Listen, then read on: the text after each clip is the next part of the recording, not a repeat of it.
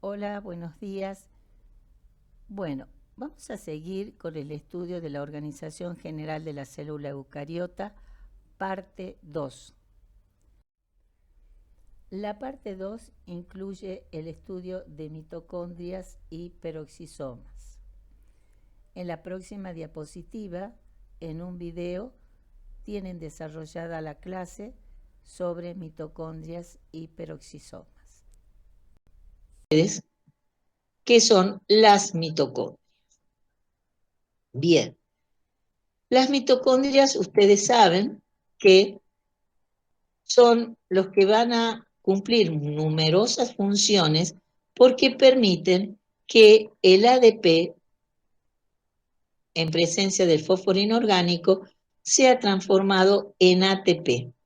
Eso significa que al ingerir proteínas, lípidos, carbohidratos y llegar al acetil-CoA, ayudado por el oxígeno, se transformen en dióxido de carbono y agua y obviamente ayuden a la formación del ATP. Esto va a permitir que se realice un sistema de transporte de energía que realice un trabajo mecánico como motilidad y contracción celular que lo necesitamos en toda la célula, que se realice el mecanismo de transporte activo que lo necesitamos, la biosíntesis de material celular, la transmisión de impulso, entre otros, porque como acaban ustedes de ver, que todo el trabajo ese que hacen las vesículas en la parte interna, también necesitamos muchas veces de ATP. Es decir, la célula necesita de energía. Entonces, vamos a ver cómo llegamos del ADP más el fósforo inorgánico a ATP cuando ingresan los carbohidratos, lípidos y proteínas. Primero vamos a recordar rápidamente lo que es o cómo está formada la mitocondria. Recuerden que siempre la van a encontrar en todas las células eucariotas. Su número y forma va a depender del tipo celular y tienen capacidad para dividirse, fusionarse y fisionarse. ¿Qué significa? Que ellas pueden autodividirse. Entonces rápidamente vemos que están formadas por dos membranas, una membrana externa que es lisa, una membrana interna que presenta crestas.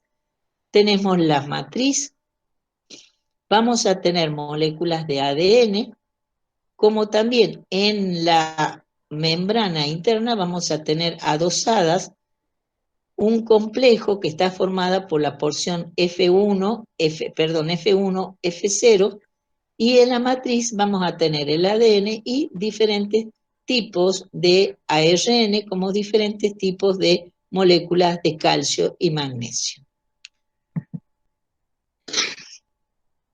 Vamos a ir estudiando una por una. La membrana externa que es lisa, es permeable a todos los solutos, o sea que todo lo que están en citoplasma pasa. Lo que no atraviesan son macromoléculas. Y hay presencia de unas proteínas de multipaso llamadas porinas, que solamente van a dejar pasar solutos, pero no macromoléculas. Entonces, ¿qué pasa en ese espacio? O sea, yo acá, en la membrana externa, tengo las porinas. Macromoléculas no pasan, pero solutos sí pasan. ¿Por qué? Porque tengo las porinas. Y en el espacio intermembranoso, que es entre la membrana externa y la membrana interna, y el contenido de soluto es más o menos igual al citosol, no en cuanto a macromoléculas, porque las porinas me dejan pasar los solutos. Y eso se debe, obviamente, bueno, a la presencia, como les dije, de porina, y siempre en ese espacio intermembranoso, entre la membrana externa y la membrana interna, tenemos elevada concentración de protones, que ya vemos por qué. Entonces, solamente acá lo importante es que en la membrana externa, que es lisa, tenemos porinas que me dejan pasar los solutos. Y en el espacio intermembranoso, lo que más me interesa saber es que tengo una alta concentración de protones. Vamos a la membrana interna que presenta crestas. En la membrana interna que presenta crestas, tengo el conjunto de moléculas de la cadena transportadora de electrones, que ya vemos cuál es la función que cumple. Tenemos el complejo ATP-ASA, que es un complejo proteico, que va a tener una porción F0, que va a tener un túnel que va a permitir el pasaje de los protones que se encuentra en el espacio intermembranoso y que se encuentra dentro de la membrana interna. Y una porción que es la F1, que está orientada hacia la matriz y es la responsable de la fosforilación oxidativa. Lo importante de esta membrana es que contiene cardiolipina, que ya la habíamos nombrado, que es un fosfolípido y que va a controlar la permeabilidad de la membrana interna porque solamente deja pasar, o sea, les dice, los solutos no, pero deja pasar gases como oxígeno, dióxido de carbono, agua, amoníaco y ácidos grasos, o sea, aquellas moléculas pequeñas y las que se disuelven en la membrana. Recuerden que siempre las membranas que hablamos tienen la misma composición que la membrana plasmática. Entonces acá lo importante que la membrana interna tiene los transportadores de la cadena de electrones, tiene el complejo proteico ATPasa y tiene la cardiolipina, que es uno de los encargados de regular la permeabilidad de la membrana interna de la mitocondria. Vamos a pasar a la matriz mitocondrial. En la matriz mitocondrial vamos a tener el complejo enzimático del ciclo de Krebs. Vamos a tener también todas las enzimas que van a permitir la beta-oxidación de los ácidos grasos.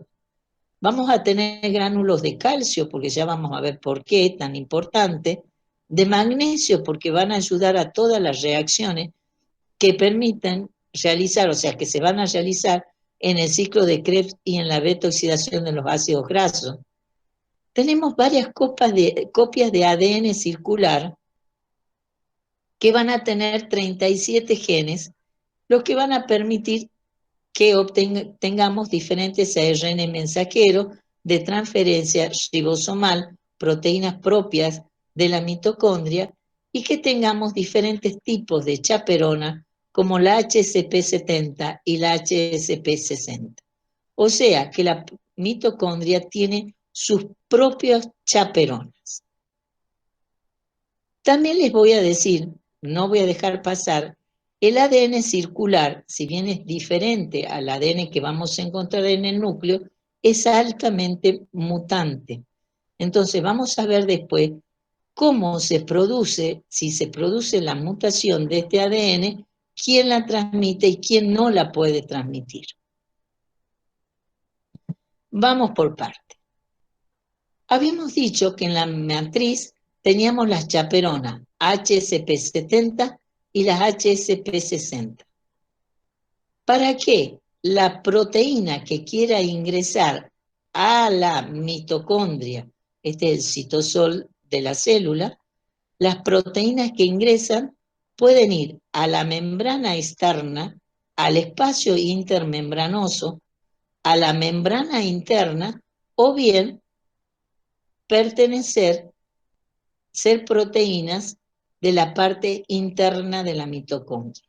Es decir, tenemos a todos los lugares tienen que llegar las proteínas. ¿Por qué? Porque en las membranas tenemos proteína, en el espacio intermembranoso tenemos proteína, en la matriz tenemos proteína. Entonces, ¿cómo intervienen? Yo les voy a hacer muy fácil. Las proteínas que van a atravesar la membrana lo hacen a través de translocones. El translocón de la membrana externa se llama TOM, porque es una translocasa de membrana externa. Y de la interna se llama TIM, porque es un translocón de membrana interna. Entonces, ¿qué pasa? La proteína que va a ingresar a la mitocondria tiene que tener una secuencia. ¿Se acuerdan que nosotros habíamos dicho que tenían que tener un péptido señal? Bueno, eso ellos les llaman presecuencia. Es el péptido señal que me indica que esta proteína que se va a encontrar desplegada para que pueda ingresar a la mitocondria, va a ingresar a través de un translocón. Translocón, cuando yo hablo de translocón, significa que es una proteína de transmembrana. Va de un lado al otro de la membrana y que tiene un túnel que permite pasar a la proteína. Entonces esa proteína con la HCP, cuando pase, se desprende esta chaperona, deja la proteína sola, pero sigue la secuencia, y si tiene que ir a la membrana, la TOM va a permitir que vaya a membrana externa, o bien va a permitir que quede en el espacio intermembranoso.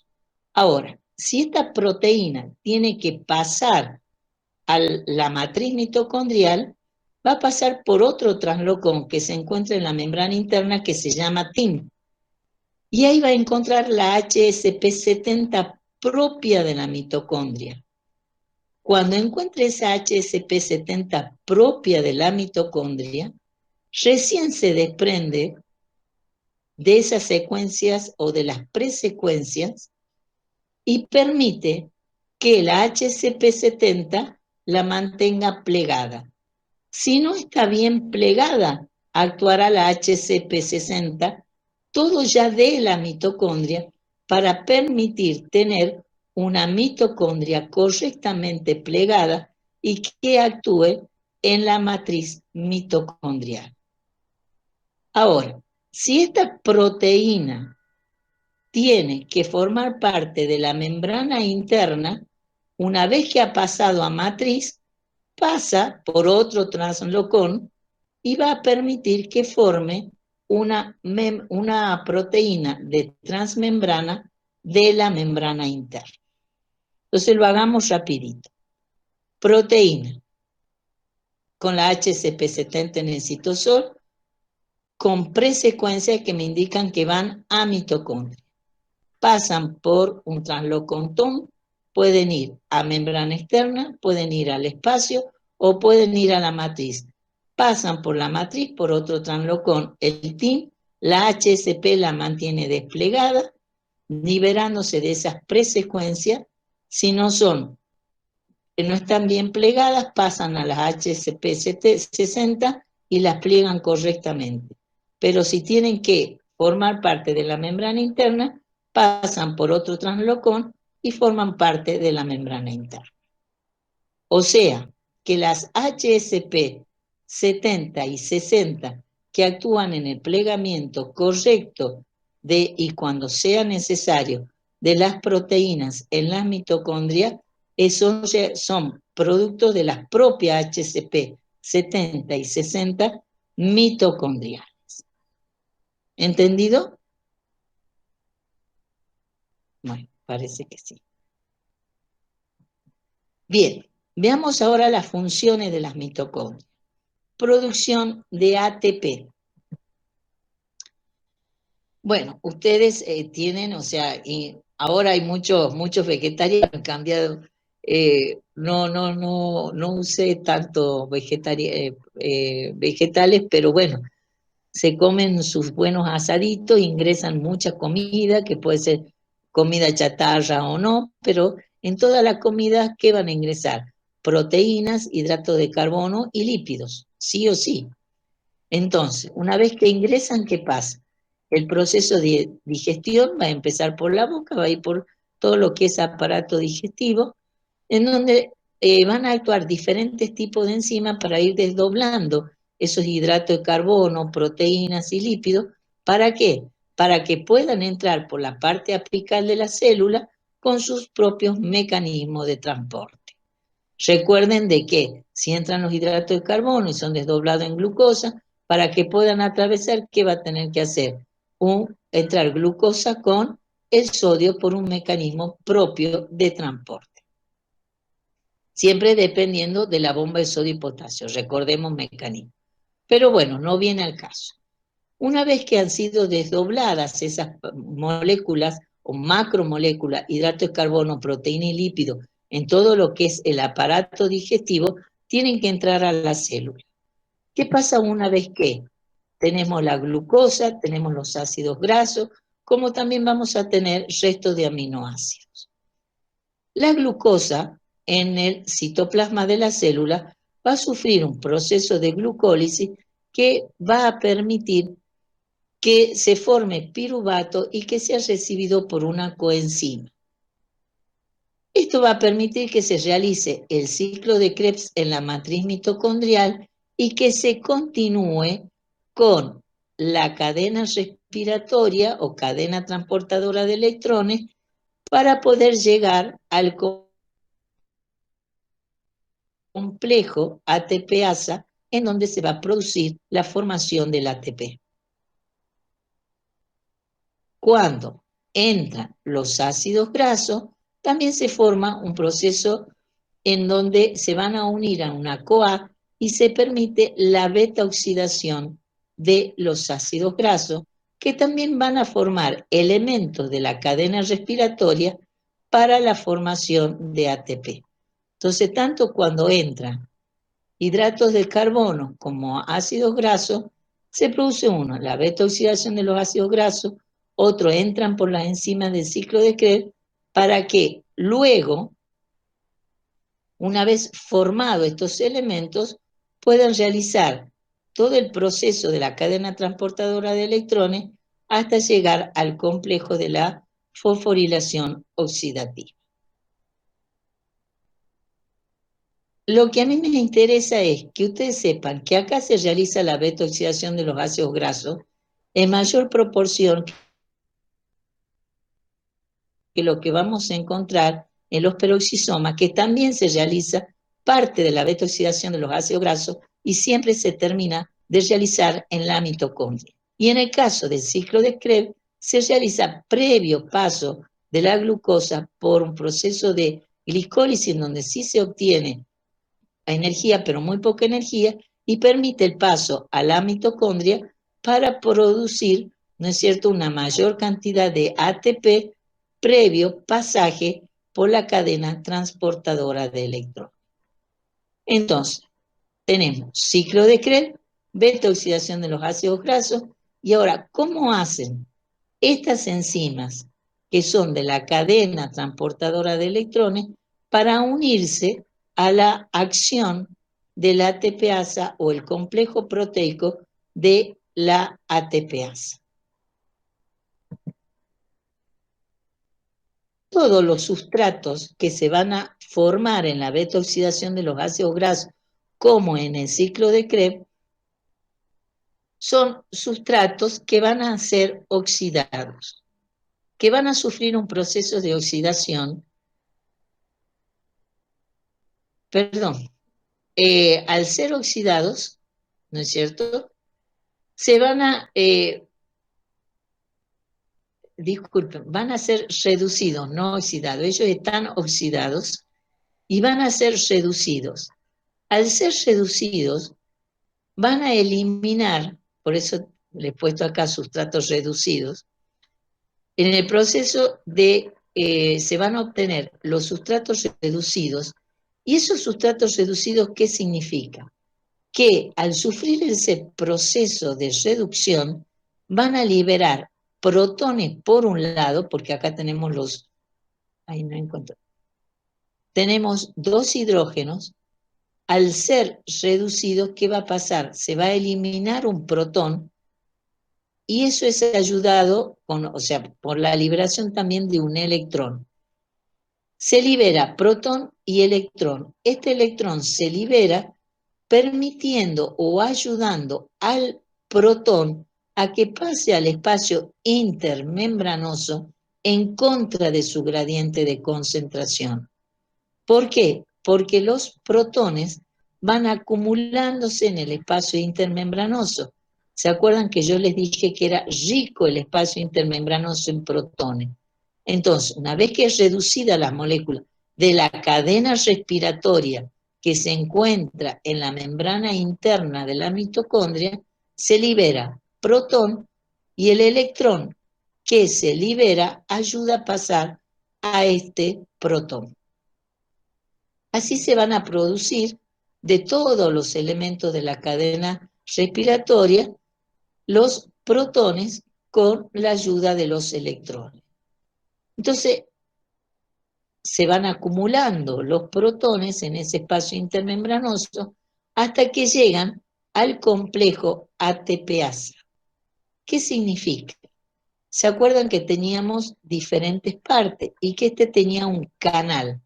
Los protones pasan por ese complejo y en la cabecita que da hacia la matriz, esa cabecita es rica en enzima ATPasa, que permite que el ADP se una al fósforo y produzca ATP.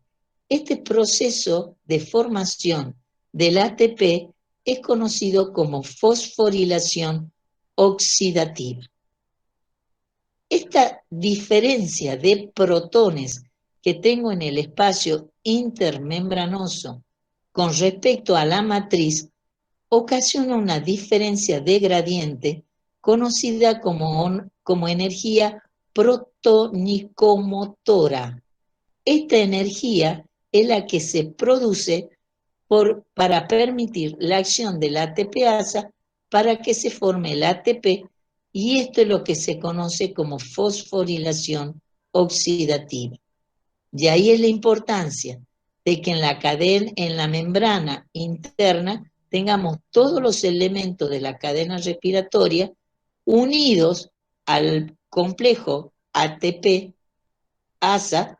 para que los protones que pasan de la matriz al espacio puedan volver a la matriz, permitiendo realizar la fosforilación oxidativa. En síntesis, el ciclo de Krebs, ¿dónde se encuentra? En la matriz mitocondrial. Recuerden que también en la matriz mitocondrial se van a encontrar las enzimas de la beta-oxidación de los ácidos grasos. En la cadena respiratoria se encuentra, especialmente, digamos, en las crestas mitocondriales, se encuentra todo lo que es las enzimas de la cadena respiratoria. Mientras que la fosforilación oxidativa, que también se van a encontrar en las crestas mitocondriales, se encuentran o se realizan por la ATPasa o por el complejo proteico ATPasa. Tanto ciclo de Krebs como cadena respiratoria, como la acción del complejo proteico, siempre tienen que estar acoplados. Si esto no se realiza, todo lo que se ha realizado en el ciclo de Krebs y en la cadena respiratoria no tiene valor. El ATP no se forma. ¿Por qué? Porque hay un desacople en donde los protones no pueden ser utilizados y no hay formación de ATP, y eso ocasiona graves enfermedades por falta de energía en la célula y para que realicen toda la función en la célula. Vamos a ver qué pasa especialmente en el caso de los recién nacidos. En los recién nacidos, como ustedes han visto que hay que cubrirlo porque se enfrían rápidamente, ellos más que energía que necesitan, calor. Entonces, cuando nacen, los niños tienen lo que se conoce como en distintos lugares, como en la región interescapular, en las axilas, cuello, mediastino, riñones, se encuentra la grasa parda. ¿Qué es la grasa parda? La grasa parda se produce porque el complejo, ¿se acuerdan que nosotros teníamos el complejo ATP-ASA que permitía el pasaje del protón para la obtención de la energía en la fosforilación oxidativa? Bueno, este canal en la grasa parda no existe. Hay una proteína llamada termogenina que la reemplaza. Entonces, todos esos protones que quedan en el espacio intermembranoso no forman ATP porque Los bebés no necesitan de energía, que necesitan calor. Entonces, todos estos protones lo que originan, ya que no pueden pasar, no pueden formar el ATP, se va a perder en forma de energía calórica y va a producir mayor cantidad de calor. Esa grasa parda, a medida que el niño va creciendo, obviamente va desapareciendo. Pero es por eso que los niños necesitan no tanta energía, sino necesitan más calor y la obtienen por el reemplazo de este complejo por esta proteína que es la termogenina. Vamos a ver las otras funciones de las mitocondrias. En el caso de la síntesis de aminoácidos, vamos a ir rápido, que se forman en las células hepáticas a partir de intermediarios del ciclo de Krebs. También se realiza la síntesis de esteroides, y esa síntesis de esteroides que tiene lugar en las glándulas suprarrenales, como también así en los órganos masculinos y femeninos, se realizan especialmente por los citocromos P450, que ya habíamos visto, ¿se acuerdan cuando estudiamos retículo endoplasmático liso, que ayudaba al proceso de detoxificación? Acá ayudan a la síntesis de esteroides, ya que, recordemos, eran proteínas de transmembrana y que producen una hidroxilación de tal manera de permitir en ese caso la detoxificación. En estos casos ayudan a la síntesis de esteroides. La otra función es la regulación de la apoptosis, y acá sí se cumple un papel fundamental para la apoptosis. Recordemos rápidamente qué pasaba con el calcio. El calcio tenía una entrada, que era un cotransportador de calcio y sodio, en donde el sodio entraba y el calcio salía. Siempre recordemos que el calcio se encuentra en baja proporción dentro de la célula y en gran proporción fuera de la célula. Para que el calcio salga de la célula, teníamos la bomba en la membrana plasmática que sacaba el calcio en contra de gradiente, y otra bomba la teníamos en el retículo endoplasmático liso. Y también cuando ya hay una gran cantidad y la célula está indicando que el nivel de calcio está alto y están actuando las bombas, tanto de membrana como de retículo, también se activa un tipo de transportador llamado calcio ATPasa, que permite que se encuentran en la membrana de las mitocondrias, que permite que el calcio pase del citoplasma a la matriz de la mitocondria. Cuando la célula desencadena su proceso de apoptosis, el calcio va a salir fuera de la mitocondria y ahí va a activar un montón de enzimas que se desencadenan, unas cascadas que ya van a estudiar cuando sea de la parte de apoptosis, para producir que la célula pierda su, digamos, su contacto entre célula y célula y solamente se produzca la apoptosis de esa célula. Entonces, en la mitocondria necesitamos sí o sí tener este calcio ATPasa que permite el ingreso del calcio hacia la mitocondria, ayudando a las bombas que se encuentran en el retículo y en la membrana a sacar el calcio del citoplasma hacia el medio extracelular, hacia el interno, hacia la parte interior de mitocondria y hacia el interior del retículo endoplasmático liso. O sea que acá vemos que tanto mitocondria como retículo también cumplen un papel muy importante en la regulación del calcio dentro de la célula. Entonces veamos también cuando se producen algunas anomalías en las mitocondrias, se pueden producir enfermedades. Generalmente, como esas anomalías son porque no tenemos la energía necesaria pueden afectar a todo o la mayoría de los órganos, como cerebro, corazón, hígado, músculo para la contracción muscular, riñón y todos los sistemas endocrinos y respiratorios, porque no se tiene la energía suficiente para que la célula pueda funcionar. Esas enfermedades generalmente se conocen como miopatías mitocondriales, es lo que producen, por ejemplo, problemas gastrointestinales, lo que va a permitir que no tengan una nutrición adecuada. ¿Por qué? Porque si bien pasan la glucosa, lípidos, o sea, lo que ya ha sido digerido en el aparato digestivo, no pueden, eh, como la glucosa o como los lípidos, que entren en la cadena de la beta-oxidación de los ácidos grasos o en el ciclo de Krebs, de tal manera de que si llegasen a entrar no se produce el ATP. Entonces, al no producirse ATP, ¿qué le pasa a esa persona? No tiene energía. Al no tener energía, no tiene hambre.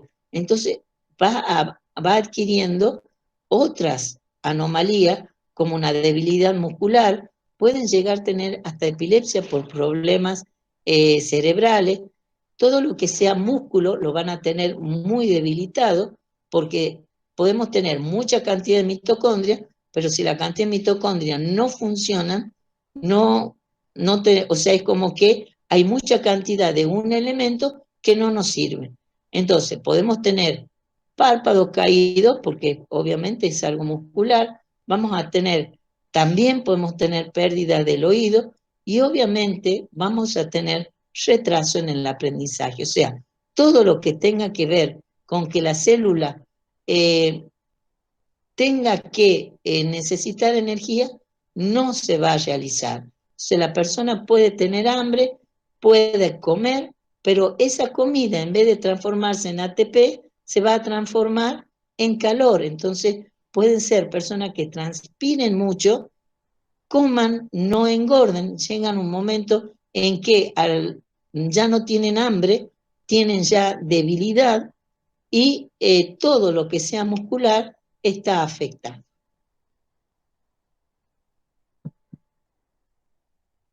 ¿Cuál es el tipo de herencia mitocondrial? Que lo vamos a hablar rápidamente. ¿Cómo las mitocondrias se van a encontrar digamos, si bien se encuentran en los espermatozoides, en la parte medial, digamos, esas mitocondrias no entran durante la fecundación, sino que la mayoría de las mitocondrias que se heredan son mitocondrias maternas. Por lo tanto, cuando la madre tiene afectada las mitocondrias, va a transmitir a todos sus hijos, ya sean mujeres o varones. En cambio, si la madre no tiene mutación a nivel de ADN mitocondrial, ninguno de los hijos va a salir afectado por más que el padre esté afectado.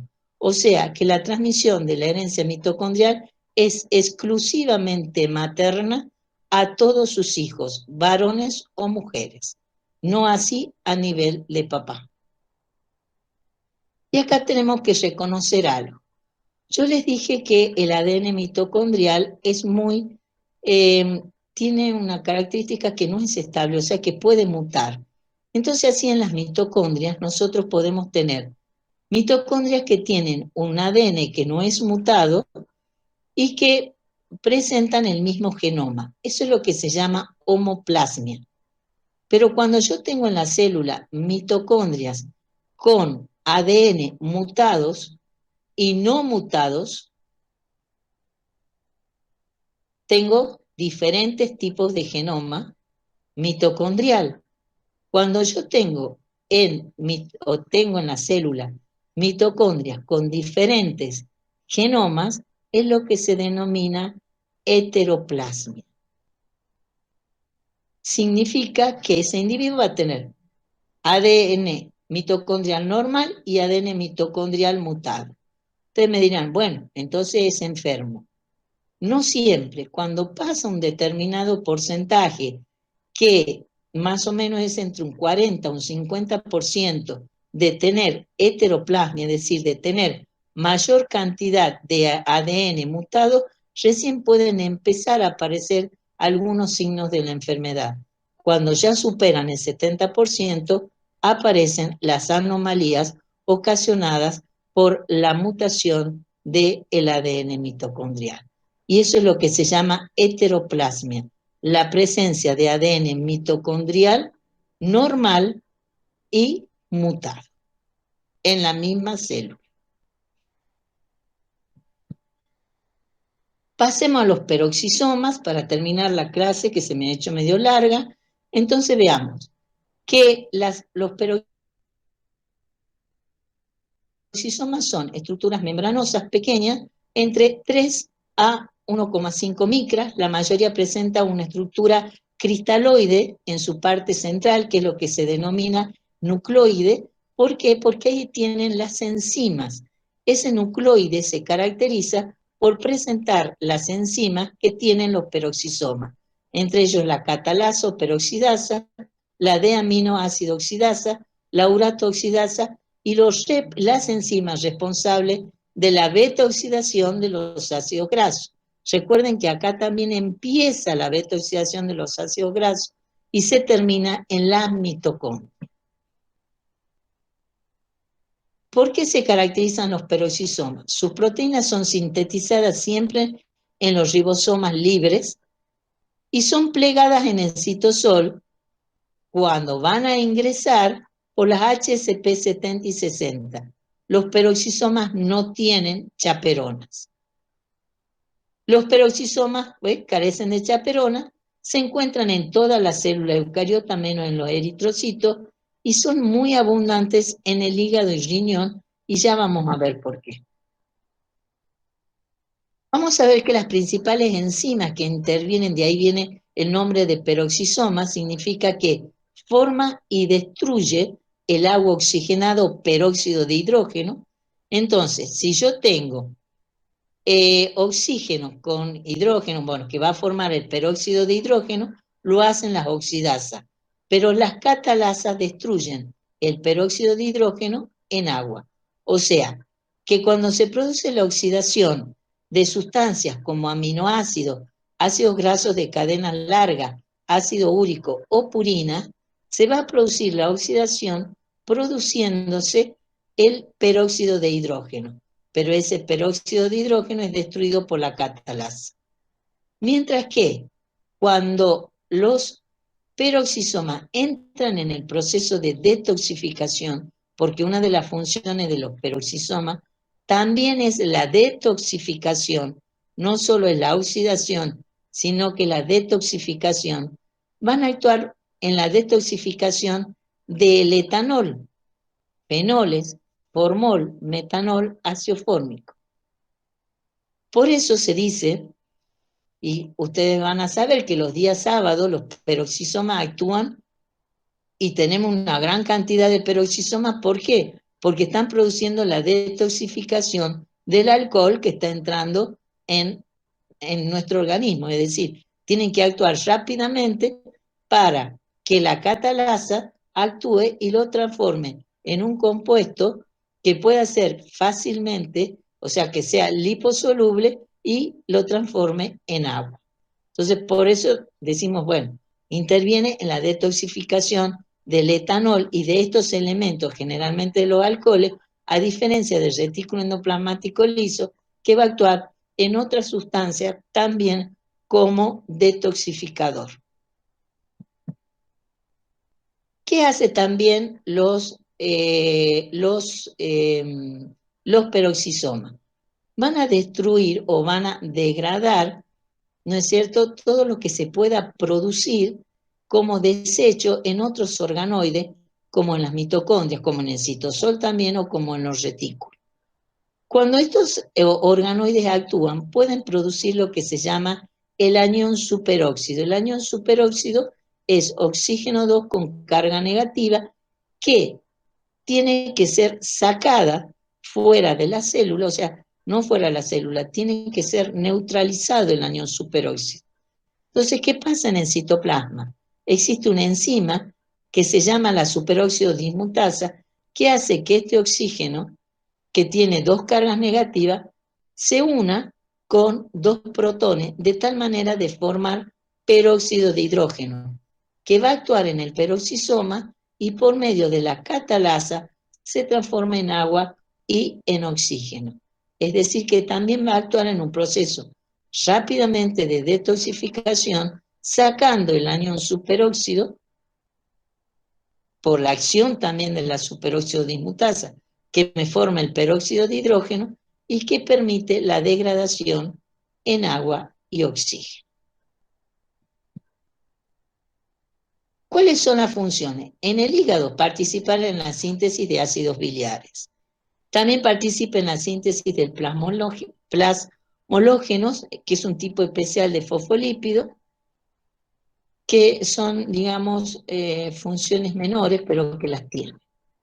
Vamos a pasar rápidamente a un síndrome producido por la ausencia de peroxisoma, que es el síndrome de Seleuger, que es también llamado síndrome cerebrohepatorrenal. Esta enfermedad se caracteriza porque sus células no tienen peroxisoma. Entonces, ¿qué pasa? Se desarrolla cuando el individuo se produce por un descontrol obviamente genético que es incapaz de utilizar los ácidos grasos de cadena larga. ¿Se acuerdan de que empezaba la beta oxidación en los peroxisomas y se continuaba en la mitocondria? Entonces, esos ácidos grasos de cadenas largas se van a encontrar generalmente en el sistema nervioso central. Entonces, se depositan y provocan problemas en cerebro y empieza a producir la destrucción de la mielina, de la vaina, de los nervios del cerebro.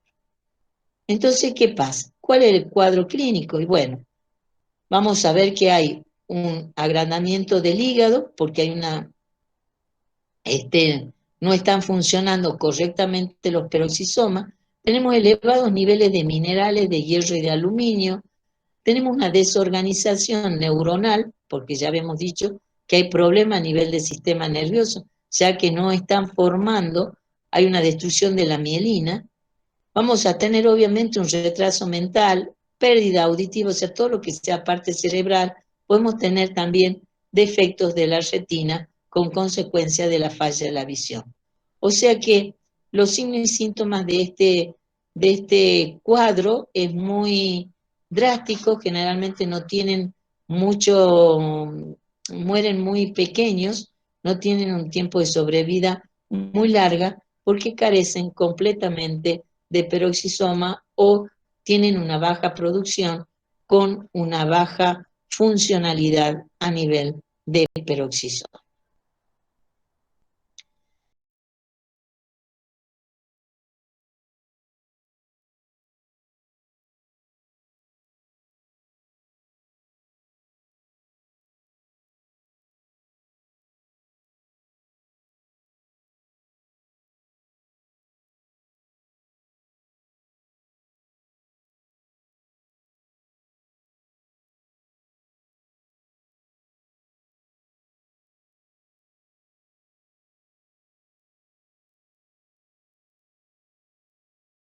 Y con este tema terminamos el estudio del sistema de endomembranas, lisosomas, endosomas, mitocondrias y peroxisomas.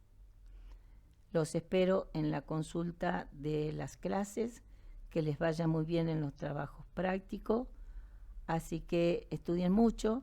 Hasta la próxima clase. Muchas gracias.